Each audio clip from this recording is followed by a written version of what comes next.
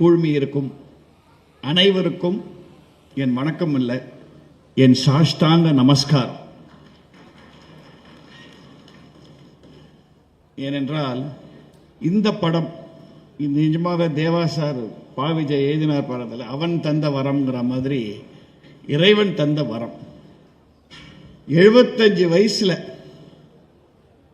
ஒரு 16 வயசு பொண்ணை கல்யாணம் பண்ணிட்டா எந்த ஃபீல் வரும்? அந்த மாதிரி இல்லை, சுதா வச்சேனே சொல்கிறேன். 75 வயசில் இப்படி ஒரு கேரக்டர் என்னுடைய சினி கேரியரில் வந்திருக்குன்னா அது கண்டிப்பாக அந்த இறைவனுக்கு நன்றி.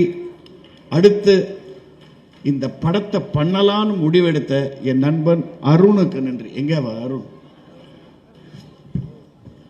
கொஞ்சம் குரங்கு மாதிரி தாவிட்டே இருப்பான். கிட்டத்தட்ட 35 வருஷமாக என் நாடகங்களை ஈரோட்டில் போட்டுட்ருக்கிறோம். இந்த நாடகத்தை நான் பண்ணுறேன்னு முன் வந்தா சொன்ன உடனே எனக்கு ஞாபகம் வந்தது சுரேஷ் கிருஷ்ணா சார். அவர் நான் பார்க்கும்போதெல்லாம் திட்டிக்கிட்டே இருந்தேன், எவ்வளோ படம் பண்ணீங்க சார், ஒரு தரம் கூட என்ன உங்கள் படத்தில் யூஸ் பண்ணவே இல்லையே, சான்ஸே தரலையேன்னு சொன்னேன். அதுக்கு பழி வாங்குற மாதிரி அவரை கூப்பிட்டு நான் சொன்னேன், நான் உங்களுக்கு சான்ஸ் தரேன்.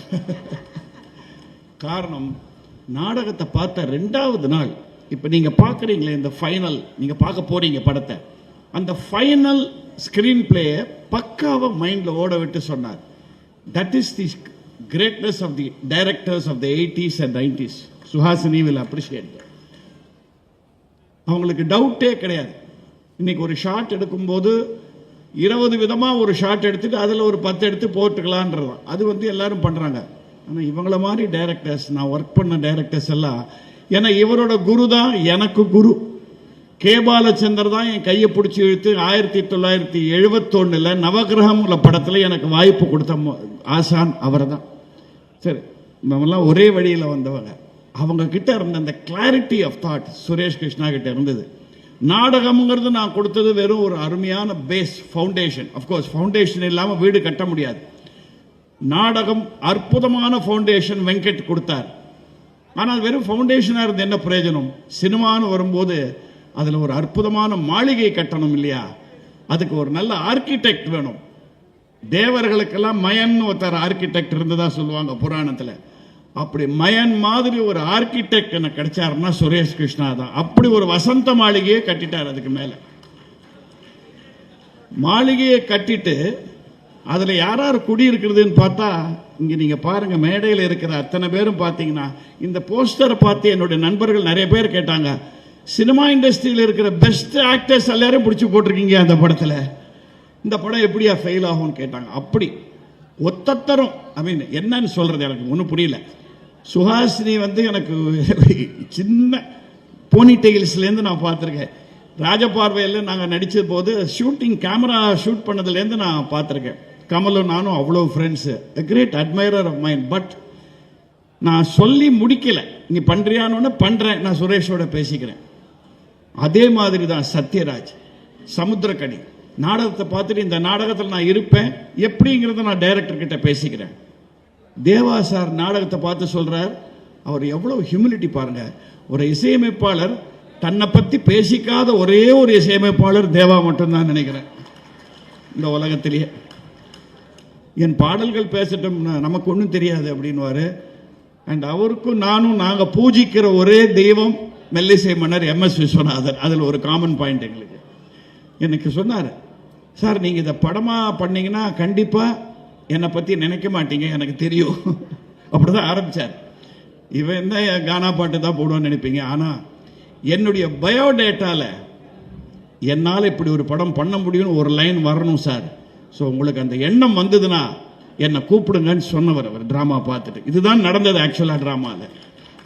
சுரேஷ் கிருஷ்ணா ஜாயின் ஆன உடனே அட போயா, இதை விட காம்போ எங்கே கிடைக்க போகிறது? நல்ல பரோட்டா, நல்ல நான் அண்ட் பட்டர் மசாலா கிடைச்சிருக்கு. இது ஏன்டான்னு யார் சொல்ல போகிறான்னு Suresh Krishna and Deva combination, it is going to win. இதில் பற்றி டவுட்டே கிடையாது. எல்லாருக்கும் வணக்கம், மீடியா ப்ரெஸ் எல்லாருக்கும் வணக்கம், அண்ட் மேடையில் இருக்க எல்லா ஜாம்பவான்களுக்கும் வணக்கம். இந்த ஜாம்பவான்களுக்கு நடுவில் ஒரு கத்துக்குட்டியாக என்னை காஸ்ட் பண்ண சுரேஷ் சாருக்கு ஃபஸ்ட்டு ரொம்ப பெரிய நன்றி. ஏன்னா நம்ம ஒர்க் பண்ணுற படம் நின்று பேசணும் அப்படின்னு ஆசைப்படுவோம். பட் சார் ஒர்க் பண்ண படங்கள்லாம் ஜென்ரேஷன்ஸ் தாண்டி நின்று பேசிகிட்டு இருக்கு, இன்னும் இதுக்கப்புறமும் பேசும்.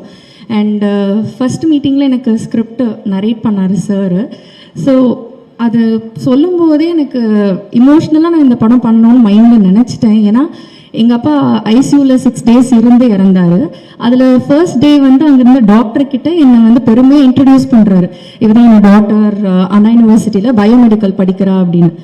4th day வந்து அவருக்கு ஒரு வைரஸ் உள்ளே இருந்தது, அது பிரெயினுக்கு போயிடுச்சு. ஸோ அவருக்கு என்ன யாருன்னு தெரியல. யார் இது அப்படின்னு என்கிட்ட கேட்டார். ஸோ அது என்னை ரொம்ப ஹார்டாக ஹிட் பண்ணிருச்சு. அது என்னைக்கா இருந்தாலுமே அது ஒரு வலி. அதுக்கெலாம் அந்த மாதிரி ஒரு மொமெண்ட்டுக்கு வந்து லைஃப்பில் ப்ரிப்பேர்டாக இருக்க மாட்டோம். பட் இந்த படம் பார்த்தா அட்லீஸ்ட் எல்லாருக்கும் அது ஏதோ ஒரு விதத்தில் ஹிட் ஆகி அட்லீஸ்ட் அவங்களோட ரிலேஷன், ஃபேமிலி வேல்யூஸ், ரிலேஷனோட வேல்யூஸ் இதெல்லாம் வந்து தெரியுன்றதை நம்பி இந்த படம் பண்ணணும்னு நான் முடிவு பண்ணிட்டேன். அண்ட் சார் வந்து ஃபஸ்ட் டே ஷூட்டில் ஃபஸ்ட்டு ஷாட் எடுத்ததுக்கு அப்புறமா நான் வெயிட் பண்ணுறேன் என்ன சொல்லுவார், ஏன்னா எனக்கு தெரியணும் எப்படி பெர்ஃபார்ம் பண்ணுறோன்னு. சார் வந்து என்னை கூப்பிட்டு பை மிஸ்டேக் நல்லா பண்ணிட்டேன், அப்படியே பண்ணு அப்படின்னாரு. சரி, இது இவர் அப்ரிஷியேட் பண்ணுறாரா இல்லை என்ன சொல்கிறாருன்னு எனக்கு புரியல. அடுத்த ஷாட்லேயும் வந்து பை மிஸ்டேக் இதுவும் நல்லா பண்ணிட்ட, நீ ஒன்று பண்ணு, இந்த படம் ஷூட்டிங் முடிகிற வரைக்கும் இந்த மிஸ்டேக்கை மட்டும் ஃபாலோ பண்ணு, அது போதும் அப்படின்னாரு.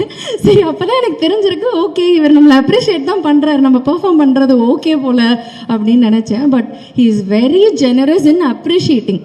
அது வந்து நான் சின்ன பொண்ணு, இவளுக்கெலாம் என்ன, இந்த பொண்ணுக்கெலாம் என்ன அப்ரிஷியேட் பண்ணும் அப்படிலாம் நினைக்கவே மாட்டார். ரொம்ப என்ஜாய் பண்ணுவார். யாராவது நல்லா பெர்ஃபார்ம் பண்ணிட்டா, நான் பெர்ஃபார்ம் பண்ணும்போதவே அவர் மானிட்டர் முன்னாடி சிரித்து சந்தோஷப்பட்டு கைத்தட்டி ஷபாஷ் இதெல்லாம் சொன்னதை நான் பார்க்கும்போது, அவர் வந்து சூப்பர் ஸ்டாரை டைரக்ட் பண்ண ஒரு பாஷாவோட டைரக்டர் மானிட்டர் முன்னாடி என்னை அப்ரிஷியேட் பண்ணுறாருன்னு எனக்கு அப்படியே புல்லரிச்சு நான் ரொம்ப எக்ஸைட்டடாக ஒர்க் பண்ண ஒரு ஃபில்ம் இது. அதை நான் மறக்கவே மாட்டேன். இன்னொரு ஷாட்டுக்கு அவர் பாஷா கூட சொன்னார் அவர் அறியாமல்.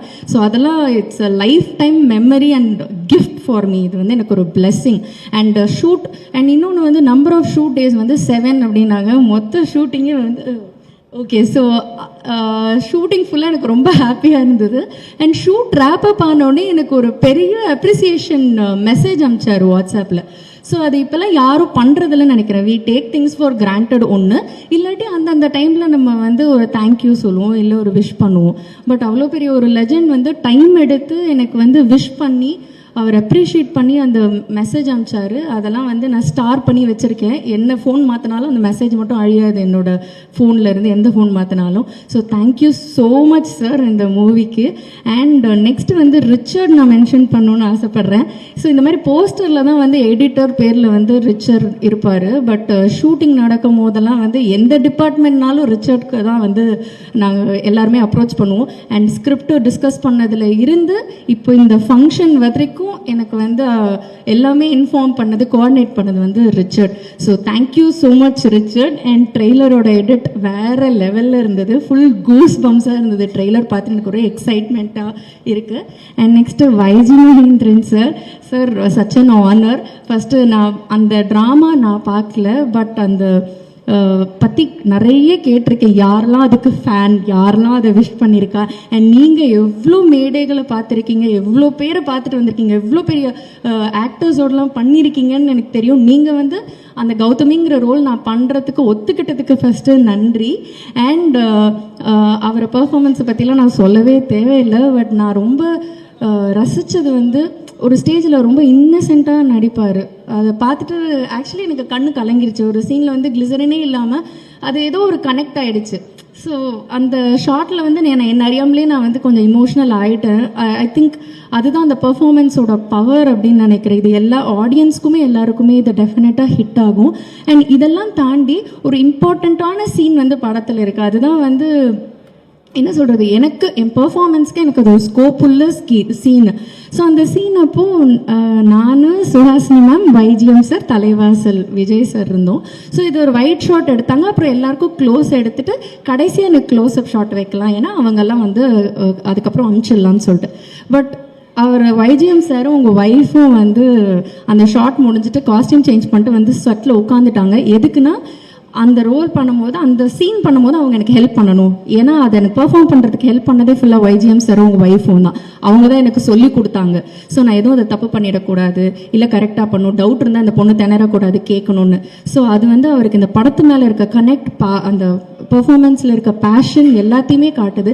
டின்னர் கூட அவங்க சாப்பிட போகல, அந்த நானும் பெர்ஃபார்ம் பண்ணி முடிச்சதுக்கப்புறம் தான் அவங்க டின்னரே சாப்பிட போனாங்க.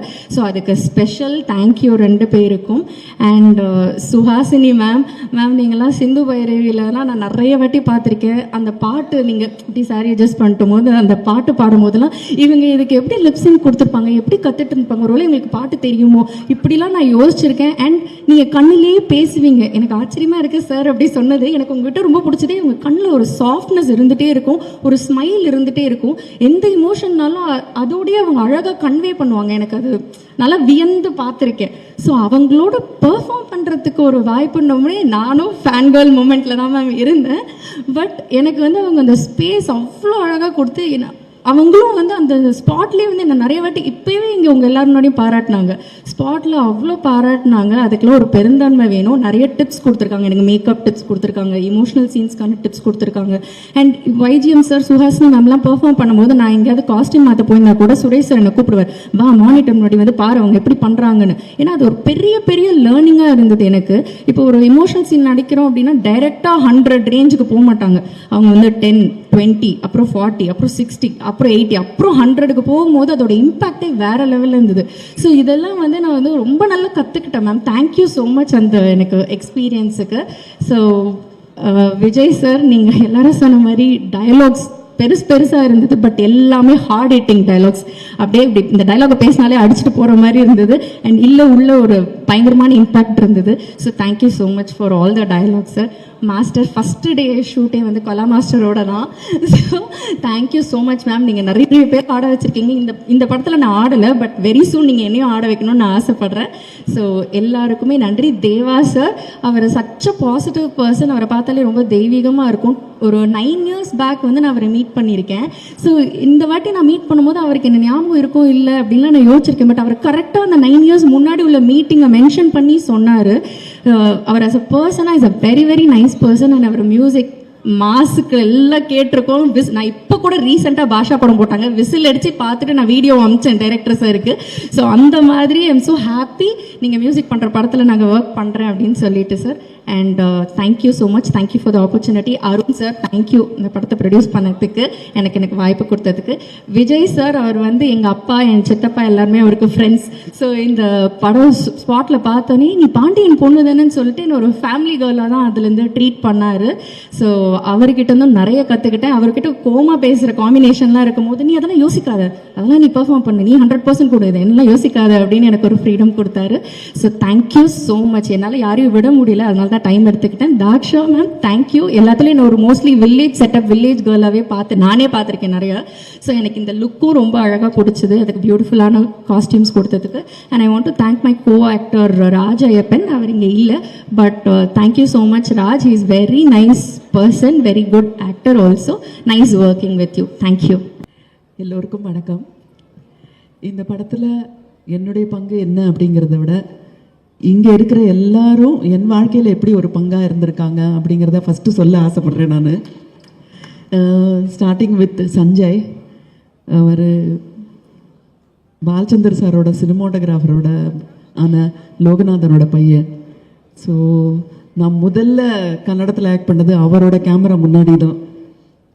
கன்னடம் தெரியாமல் நான் கஷ்டப்பட்டு, அதற்கு பின்னால் கன்னடத்தில் நிறைய படங்களில் எனக்கு பேரும் புகழும் கிடைச்சதெல்லாம் இருந்தாலும் ஃபஸ்ட்டு படத்தில் என்ன சகிச்சுக்கிட்ட உங்கள் அப்பாவுக்கும் ஈரங்கி சர்மாவுக்கும் கேபி சாருக்கும் என்னோட நன்றி. அடுத்தது இவங்கெல்லாம் இந்த படத்தில் இருக்காங்க, அவங்கள பற்றி அப்புறம் சொல்கிறேன். பா விஜய் இந்த படத்தோட ரைட்டர். நான் வழக்கமாக தெலுங்கு ஷூட்டிங், கன்னடா, மலையாளம்லன்னா ஒரு நோட் புக்கெல்லாம் எடுத்துகிட்டு போயிட்டு எழுதுவேன். தமிழ்னு வந்த உடனே ஒரு கர்வம் வந்துடும், நம்ம தாய்மொழி இதுக்கு விட்டு கூட தேவையில்லை அப்படின்னு. ஆனால் இவரோட டைலாகை பார்க்கும்போது தான் அதில் இருந்த உணர்ச்சிகள், அதில் இருந்த அந்த பரிமாணங்கள் எல்லாம் பார்க்கும்போது கொஞ்சம் நேரம் அதை பார்த்துட்டு அதுக்கப்புறமா சொல்லணும் அப்படின்னு தோணுச்சு. ஏன்னா அவ்வளோ ஆழமாக இருந்தது. நடிக்கும்போதும் சரி, படம் பார்க்கும்போதும் சரி, ரொம்ப நாளைக்கு அப்புறம் பிரமாதமான டைலாக்ஸை நான் இந்த படத்தில் தான் பார்த்தேன். ரொம்ப இதை பற்றி சத்யராஜ் எனக்கு படம் பார்த்துட்டு என்கிட்ட பேசிகிட்டு இருந்தார்.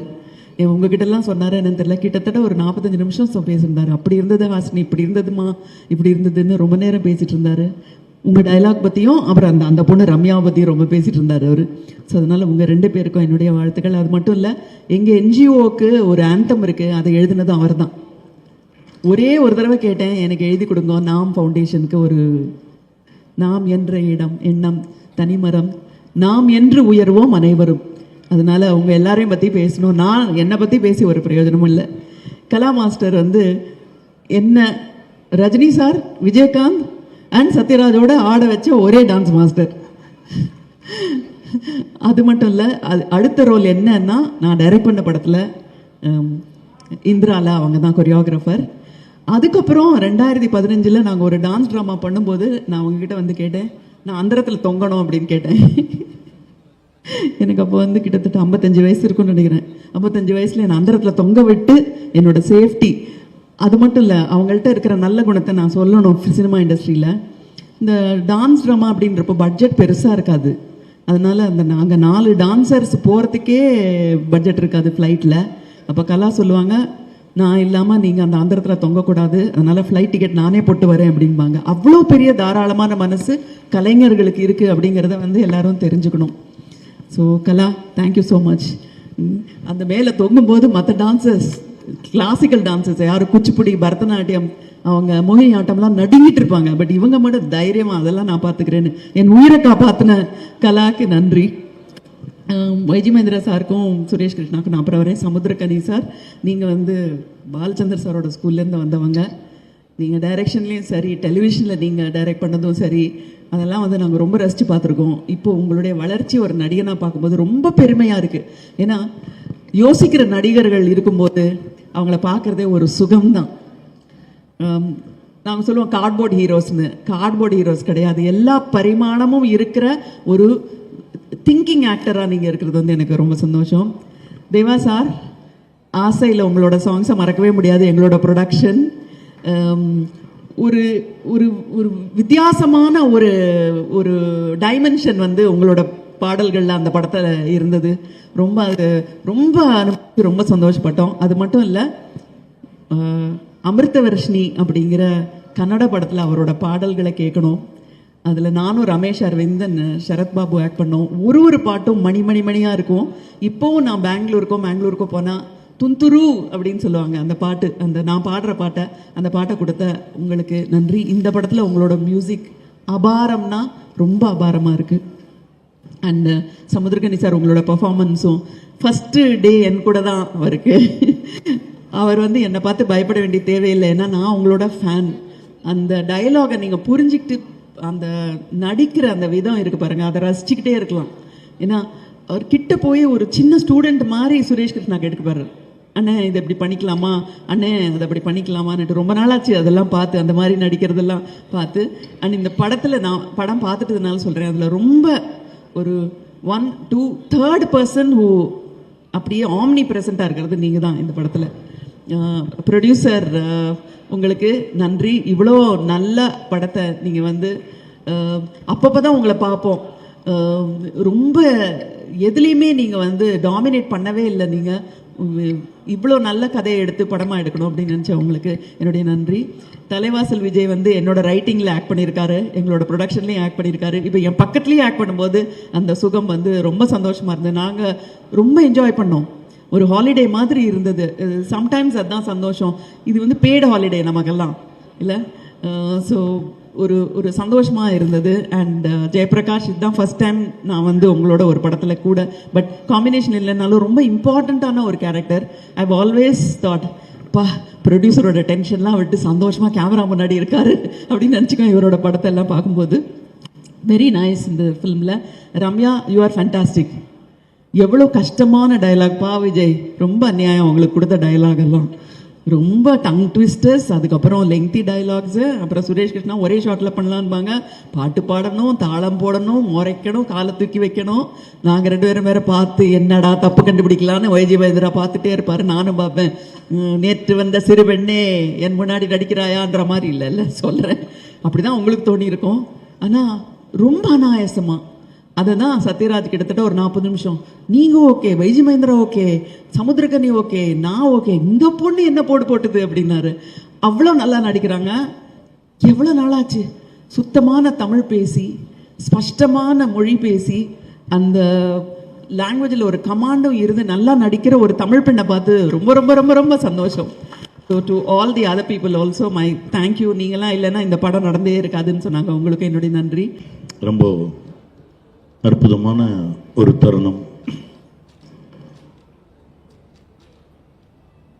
சாருகேசி இந்த மேடை நாடகத்தை பார்க்கறதுக்கான வாய்ப்பு கிடைச்சது. பார்த்ததுக்கப்புறம் ஒரு மாதிரி பயம் வந்துருச்சு.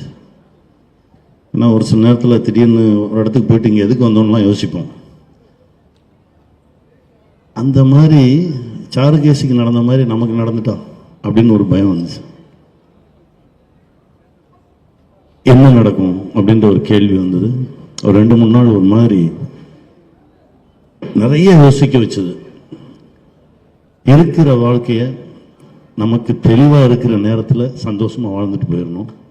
அடுத்தவங்களுக்கு கஷ்டம் கொடுக்காம யாருக்காவது பிரயோஜனமாக வாழ்ந்துட்டு போயிடணும் அப்படின்ற ஒரு ஆழமான ஒரு விஷயத்தை இன்னும் நம்மக்கிட்ட கொண்டு வந்து சேர்த்தது அந்த படைப்பு. ஒய்ஜிஎம் சார், உங்களோடு பயணித்தது இறைவன் எனக்கு கொடுத்த ஒரு பெரிய பாக்கியம்னு நினைக்கிறேன். ஏன்னா ரொம்ப உண்மையாகவும் நேர்மையாகவும் ஒழுக்கமாகவும் இருக்கவங்கள சினிமா எப்பவும் விடவே விடாது. அப்படி ஒரு மனிதரை நான் பார்த்தேன். அப்படி ஒரு மனிதரோடு பயணப்பட்டது ரொம்ப சந்தோஷமாக இருந்தது. அதாவது நேரத்துக்கு கொடுக்குற மரியாதை இருக்குல்ல. இப்போ மதுமம் கிளம்புனாங்க, கரெக்டாக டைம் பார்த்துட்டு கிளம்பியாச்சான்னு சொல்லி வாட்சை பார்த்துட்டு போயாச்சுன்னதுக்கப்புறம் தான் ஒரு ரிலாக்ஸாக உட்காந்தாரு. நான் சார்ட்ட சொன்னேன், ஜேபி சார்ட்ட, இதுதான் சார் இருக்க, இதுதான் நம்மளை இழுத்து பிடிச்சிக்கிட்டே இருக்கும். எங்கே போனாலும் 10 நிமிஷம் முன்னாடி போகணும் அப்படின்னு என் குருநாதர் சொல்லுவார். அந்த 10 நிமிஷம் முன்னாடி போனதான் என் வாழ்க்கையே மாற்றுச்சு. நாடோடிகள் கதை சொல்ல போகிறேன். 10 மணிக்கு எனக்கு நேரம் கொடுத்துருக்காங்க. 9:45 போயிட்டு நான் கீழேருந்து ஒரு மெசேஜ் பண்ணுறேன், சார் நான் வந்துட்டேன், இன்னும் 10 நிமிஷத்தில் மேலே வந்துடுறேன் அப்படின்னு. போய் கதவை தட்டினோடனே, கதவை திறந்தோடனே சொன்னார், இந்த படம் நம்ம பண்ணுறோம், இப்போ கதை சொல்லுங்கள் அப்படின்னாரு. என்னங்க கதையை கேட்கல அப்படின்னு. இல்லை, நான் இது வரைக்கும் 40 பேர்கிட்ட கேட்டிருக்கேன், யாருமே சொன்ன நேரத்துக்கு வரல, நீ ஒருத்தன் தான் 10 நிமிஷம் முன்னாடி வந்த, அதனாலே இந்த படத்தை நான் பண்ணுறேன் அப்படின்னு. அந்த நேரத்துக்கு மரியாதை கொடுக்குறவங்கள பார்க்கும்போது எனக்கு அவ்வளோ பிடிக்கும். அப்படி தான் நான் சாரை பார்த்தேன். என் குருநாதரோட வேறொரு உருவமாக தான் பார்க்குறேன். ரொம்ப சந்தோஷம் சார். இந்த படம் மிகப்பெரிய வெற்றி பெறும். உங்களுடைய உழைப்பு, உங்களுடைய ஞாபக சக்தி. நான் அந்த மேடையில் அந்த நாடகம் பார்க்கும்போது உங்களை தான் ரசிச்சுக்கிட்டே இருந்தேன், உங்களை பார்த்துக்கிட்டே இருந்தேன். அவ்வளோ சந்தோஷமாக இருந்தது. எல்லாம் முடிஞ்சிருச்சு. அப்புறம் சுரேஷ் அண்ணன் கூப்பிட்டாரு. சுரேஷ் அண்ணனை பற்றி சொல்லணும்னா, நான் படித்த பள்ளியில் எனக்கு முன்னாள் மாணவர் அவர். என்னுடைய குருநாதரோட பயணப்படும் போது ஒவ்வொரு முறை ஏதோ ஒரு விஷயம் வரும்போது சுரேஷ் அண்ணன் பேரை சொல்லுவார் எங்கள் டைரக்டர். அவ்வளோ சந்தோஷமாக இருக்கும். அவ்வளோ பரபரப்பான இயக்குனர். அசால்ட்டாக ஹேண்டில் பண்ணுவார். அப்போ தான் தெரிஞ்சது இதெல்லாம் டைரக்டர்கிட்ட இருந்து தான் வந்திருக்கு அப்படின்னு. ஏன்னா இந்த ஷூட் போகும்போது ஒன்றும் இல்லை, நீ வா நெல் உட்கார், ஏன் பதட்டம் மாதிரி அப்படின்னு சொல்லி முதல்ல கொண்டு போய் மேம் முன்னாடி உட்கார வச்சிட்டாங்க. எனக்கு அவங்கள பார்த்தாலே பயம். முதல்ல ஷார்ட்டை சுகாசினி கிட்ட போய் இப்படி பார்த்து பேசணும். எனக்கு அண்ணே எனக்கு முதல்ல தனியாக ஏதாவது எடுங்கண்ணே, கொஞ்சம் நான் வார்ம் அப் பண்ணிட்டு வரேன் அப்படின்னு. பேசு வந்துடும் அப்படின்னு. அப்படி எடுத்துகிட்டு போய் எனக்கு ஆனால் உங்களோட இருக்கும்போது டைரக்டரோட இருந்த மாதிரி தான் ஒரு ஃபீல் இருந்தது. நம்ம டைரக்டரோட பேசிகிட்டு இருந்த மாதிரி, நம்ம டைரக்டரோட ஒர்க் பண்ண மாதிரி தான் ஒரு உணர்வு இருந்தது. இந்த நேரத்தில் என் குருநாதர் கே பாலச்சந்தர் அவர்களுக்கு மனமார்ந்த நன்றியை சொல்லிக்கிறேன். ஏன்னா அப்படி ஒரு குரு கிடைச்சதுக்கு நாங்கள்லாம் கொடுத்து வச்சுருக்கணும். ஏன்னா ஒவ்வொரு நாளும் என்னுடைய சின்ன சின்ன இயக்கத்திலும் எங்கள் டைரக்டர் இருப்பார். அவரை பற்றி பேசாத நாளே கிடையாது. ஏதோ ஒரு ரூபத்தில் எங்களுக்குள்ளெல்லாம் கலந்துருக்காரு, அப்படி தான் நான் நினைப்பேன். அப்புறம் இதில் இருக்க எல்லாமே என் சொந்தம் தான். எல்லாத்தையும் ஆரம்பிச்சேன்னா போயிட்டே இருக்கும். இந்த ட்ராமா பார்த்து முடிச்சாச்சு. இந்த படைப்பு ஆக போகுது, திரைப்படமாக போகுதுன்னு தெரிஞ்சிருச்சு. சரி, நீ என்ன பண்ண போகிற அப்படின்னு என்கிட்ட கேட்டாங்க. எனக்கு ரொம்ப பிடிச்ச ரோல் வந்து 2 இருந்தது. அதில் ஒன்று தலைவாசல் விஜய் அண்ணா கொடுத்துட்டாங்க. இன்னொன்று ரொம்ப பிடிச்சது வந்து ராகதேவன். அதுக்கு பாடணும், நமக்கு வராது, நல்ல பாட்டு பாடு. நான் அப்படியே பார்த்துட்டு இருந்தேன். ஆனால் இல்லைண்ணே எனக்கு ஒன்றும் நான் என்ன பண்ணுறதுன்னு தெரியல, ஆனால் உள்ளே இருக்கணும். சரி, அப்போ நீ டைரக்டராகவே வந்துரு, நீயே இந்த கதையை சொல்லு அப்படின்னு சொல்லி என்னை கூப்பிட்டு போனார் அண்ணன். இந்த படைப்புக்குள்ளே ஏதாவது ஒரு வகையில் இருக்கணும் அப்படின்னு நான் ஆசைப்பட்டேன். எனக்கு ஒரு சின்ன ஒரு இடம் ஏற்படுத்தி கொடுத்து என்னை உள்ளே எடுத்துகிட்டு வந்தாங்க. நன்றிண்ணா, தேங்க்யூ. தேனிசை தென்றல் தேவா, அந்த பேரை கேட்டாலே ஒரு சிலிர்ப்பு வரும், அவ்வளோ சந்தோஷம் வரும், மனசுக்கு ஒரு பெரிய மகிழ்ச்சி வரும். 20 வருஷத்துக்கு முன்னாடி உங்ககிட்ட ஒரு கதையை தூக்கிட்டு வந்தேன், அந்த கணக்கு இன்னும் மிச்சம் இருக்குது, அடுத்து ஆரம்பிச்சிடுவோம், பண்ணிடுவோண்ணே. ரொம்ப சந்தோஷம். அப்புறம் சக நண்பர்கள் தோழர்கள் எல்லோருக்கும் என்னுடைய மனமார்ந்த வாழ்த்துக்கள். சார் அப்படி இருந்துச்சு சார், வசனம் சூப்பராக இருந்துச்சு சார். இந்த ரிச்சர்டு இருக்கான தம்பி எடிட்டர் ரிச்சர்டு என்ன பண்ணுவான்னா, ஆனால் எங்கே இருக்கேன்லாம் கேட்கவே மாட்டான். 3 மணிக்கு வந்துடுண்ணா, நம்ம டே நான் எங்கே இருக்கேன்னு கேட்கவே மாட்டேன். இல்லை நான் பரவாயில்ல நான் வந்துடுறேன் டே. அப்படி ஒரு சொந்தம் எல்லாம் அப்படி அண்ணன் தம்பி இப்படி ஒரு உறவா ஒரு ஒரு ஒரு ரத்தமும் சதையுமான ஒரு படைப்பாக சாருகேசி வந்திருக்கு. மிகப்பெரிய ஒரு வெற்றி படமாகும். சத்யராஜ் சார் சொன்ன மாதிரி மனசுக்கு நெருக்கமான திரைப்படங்கள் தான் இப்போ ரொம்ப ஆழமாக நம் தமிழ் சொந்தங்களுக்குள்ள பரவிட்டு இருக்கு, இறங்கிட்டு இருக்கு, குடும்பமாக வந்து பார்த்துட்டு இருக்காங்க. அந்த படைப்பில் சாருகேசியும் ஒரு படைப்பாக இருக்கும் அப்படின்னு நான் நம்புகிறேன். இறைவனுக்கு மீண்டும் நன்றி சொல்றேன்.